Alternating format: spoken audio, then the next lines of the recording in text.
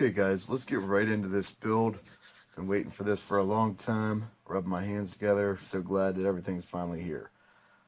The first thing that we're going to do is we're going to go through the list of all the parts and everything that you need to do this. I'll show you what I'm using. So let's get started with that. And the first thing that we're going to look at here, guys, is the flight controller board. And I want to make a quick point. I know I try to keep my videos tight and to a point. But I want to make a quick point of saying that this flight controller, which is the Raystar F3D8, and it is a 16 by 16 millimeter flight controller board with built-in receiver for FR Sky X9D+. I want to make a quick point of explaining that this is actually a ripoff from Pepperfish. And Simon over at Pepperfish, he designed this and he made it open source. It's known by him. He created it and called it the Tiny Fish.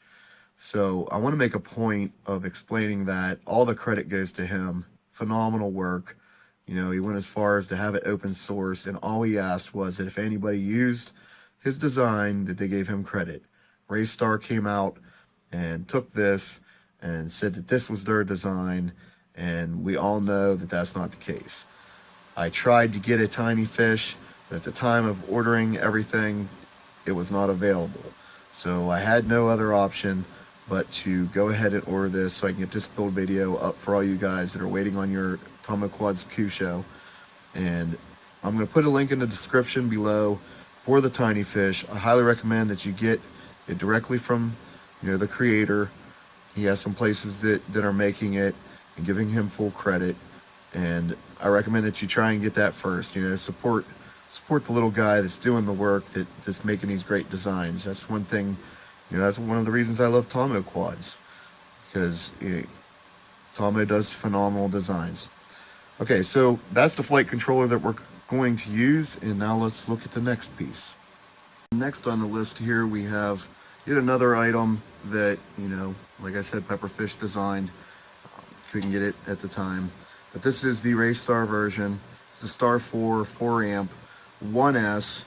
And then for the motors, guys, we're going to use the super microscopic, it's really, these motors, they keep getting smaller. Hard to believe these things when you see them.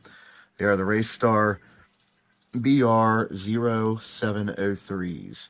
And we're going to use the 15,000 kV. They just released about 4 or 5 days ago, maybe a week. They released the 20,000 kV. For this build, it's recommended 15,000 kV or the 20,000 kV version. Now the Tomoquads Kosho kit comes with your prop guard plate, your center ring, which is what you mount your motors on, center plate, there, 3 different camera mounts, the soft mount system, which is a true soft mount system, Tomo's floating FC design, which really allows the stability. It's never been done before, so all the credit in the world goes to Tomo. It's absolutely brilliant design. And then all your hardware with your screws, standoffs, and all of that. Okay, and also I'll throw add there, comes with a rubber band to hold your camera and place on the camera mounts, depending on how you want to do that. I have had some requests from people asking me to share a little bit of tips about what I'm using for soldering stuff. And one question I've had is what I use for solder. So here is the solder that I like to use. It's a 60% tin and 40% lead. The diameter is 0.032. And it's a very fine electrical rosin-based core solder. So this stuff works really good if you're going out and you're looking for some solder to use. This is what I personally like to use. You might say, what is that blue thing? Well, one of the most stressful things about doing this kind of soldering when it's very, very small is if you make a mistake and you're like, what am I supposed to do? It's so difficult to solder on something that small. This is something that is invaluable. This is called a solder sucker. And what it does is it has a plunger that you push down and a button. When you push that, it sucks the solder off of any mistakes. So you heat it up with the soldering tip, push this down, and then as you're heating up your mistake, you put that tip right up next to it and push the button, and it will suck the solder right off the PCB. So That's something to definitely have if you're doing any kind of micro soldering. Makes things way easier. It takes the stress off of worrying about a mistake because you can clean it up real quick. As far as soldering irons go, for something this small, I like to use a really small, fine tipped soldering iron. So one of my favorite little soldering irons is actually from Radio Shack. It comes in an 11-piece hobby soldering kit. The model number is 6400093. For little stuff like this, I use what's called a cone tip, and that keeps it really small and fine. And then I also clean it with something like this, which is a tip cleaner, tip tinner, and cleaner.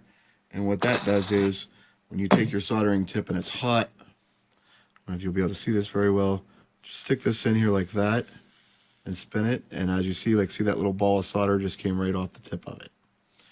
So that works really nice. It makes sure that your solder sticks to your gun real well and comes off when you heat up a pad.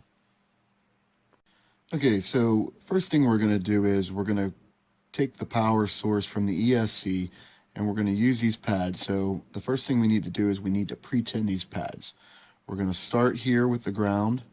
Here is your power, that's your positive, and then these 4 pads right here are where you put your signal wires from the ESC. I will throw a picture up that shows the connection process, the layout, I guess you would say, and you'll see that the wires, if you're using the ESC that I am using, the wires are already color coded, and on the diagram they're color coded by the numbers 1, 2, and 3, and 4 for your motors. So we're going to go ahead and we're going to pre-tin these, get our solder on there. Also, make note that where I have the flight controller clipped, always make sure if you're using a helping hands that you find a safe spot where there's no area where you could damage a capacitor or anything with the clip. So just a quick reminder about that. And also, when you're tinning any kind of pad, hold just for about 2-3 seconds. Make sure you hold your solder tip on the pad to heat up the pad, and then that way the solder will go to the pad real quickly and easily.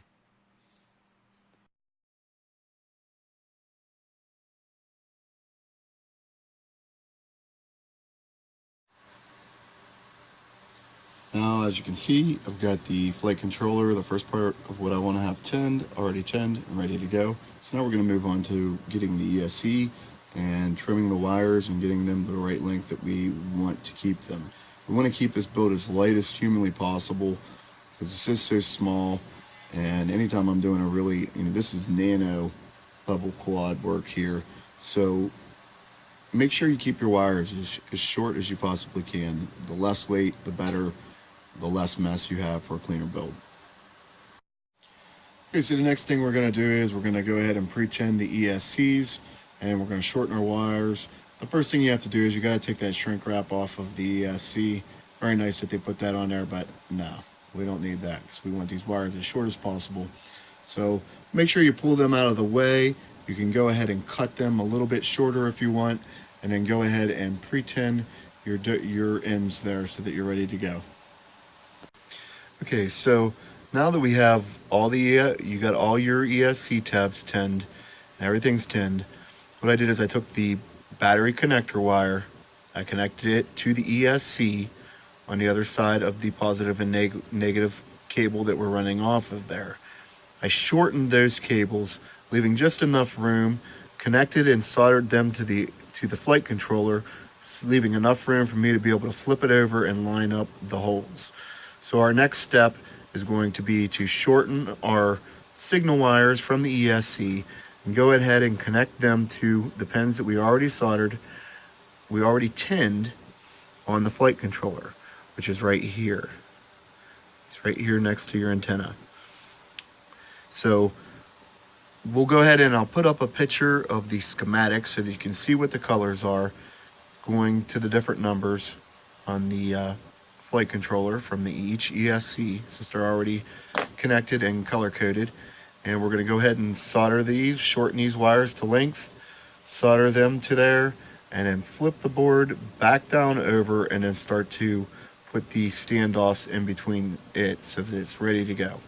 And in the meantime, we're going to take the flight controller and the ESC right now before we connect these, or you can do it after, it doesn't matter either way.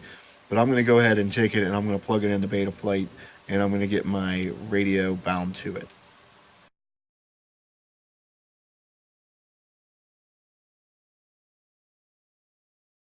Now that we got all the soldering done, we're ready to bring these two pieces together. And basically what we're going to do here is we're going to form a cube. So you're going to need to get in your Tomoquads kit, and you want to get these little tiny standoff soft mounts. I guess you'd say they're soft mounts. And the high end is going to go in between the FC and the ESC. And we're going to take the little nylon screws and nuts that came with the flight controller, and we're going to come up from the bottom to the top. Now, I also want to take a minute and explain what this is here. You know, Tomo is one of the most brilliant designers that I have came across in these in any form of anything he designs. He has a real innovative style to solving problems, and the Kosho is a perfect example of that.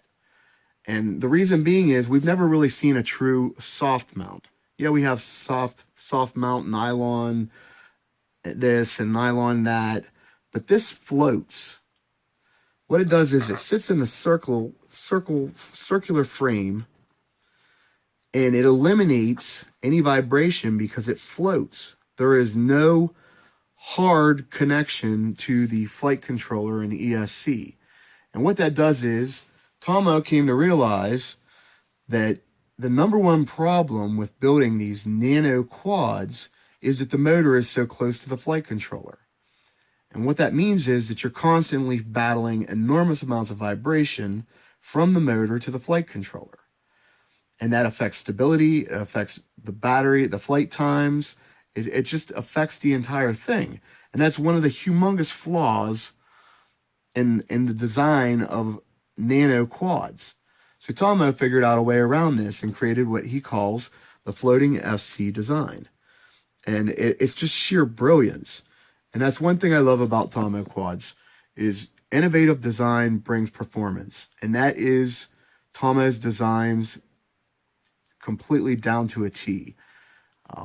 He doesn't just throw stuff together and come up with something that you know is cool and this and that. He figures out how to make something better. And there's very few designers out there that do that and push groundbreaking territory like he is doing. We've never ever seen the problem of vibrations from the motors on nano quads completely solved.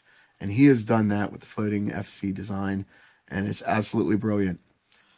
Next, we're going to go ahead and you're going to get your hardware bag out that came with your Kosho kit, and you're going to get 4 of these nylon screws. You're going to put them down through the floating soft mounts just to hold that in there so that you can attach your motors, and you need to go ahead and get your motors ready. And we're going to screw the motors onto the frame plate and measure our wires. And then we can trim the wires and get ready to solder those on. Now you need to get into your hardware bag, get these last 4 little nylon mounts and 4 nuts. I already mentioned that you get these screws out and put them down through there, which you had them there to hold the cube in place so that you could solder your ESC wires on through the bottom. And now we're going to take also this plate here. You need to get this plate here, and you'll notice that these 2 little mounts slide on. You can see the width difference here, and they're going to slide on in that angle. As you can see how I have this one on right there. That's going to be your bottom feet and also your battery tray. Now the next thing that we're going to do is you're going to get some hardware out. You have your 4 white nylon nuts that came with your flight controller, and then you're also going to get out of the Kosho hardware bag 4 nylon nuts for the bottom plate. And I want to talk about direction real quick. For mine, the way I have it set up, I have, let's see here, it would be like this. This is the front and this is the rear.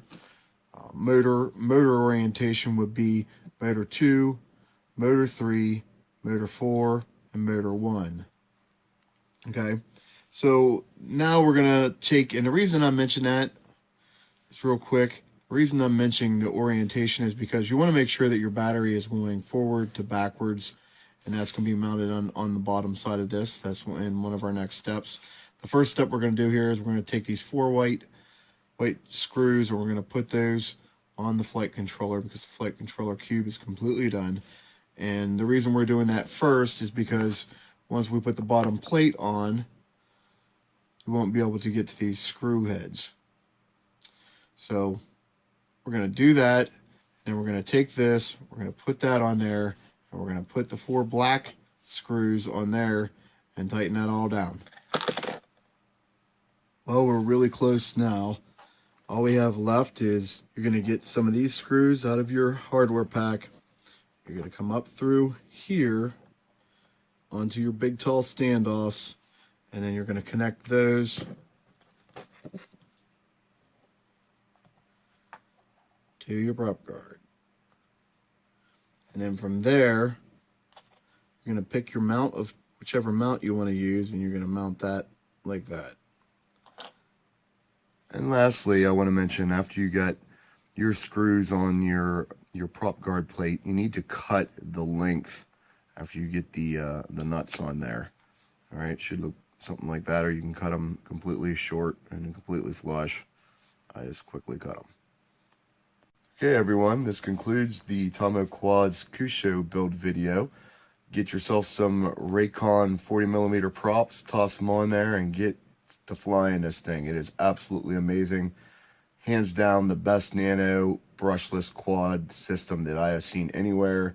Tomo knocked it out of there, and I'm telling you, that floating FC design is just simply brilliant. We will add this though. Tomo did mention that you could probably even go to like a 350 milliamp 1S on this, so that's something to consider. We're gonna have maybe some more battery tests and some other props tests in the future, and so please subscribe to the channel, and if you like what I'm doing, give a thumbs up after you hit the subscribe button. Appreciate you guys' time and going through the build with me. So have a good one. Enjoy this thing. It absolutely rocks. And always remember that Tomoquads is the bomb diggity, because innovative design brings performance. Until next time, Distilled out. Happy flights.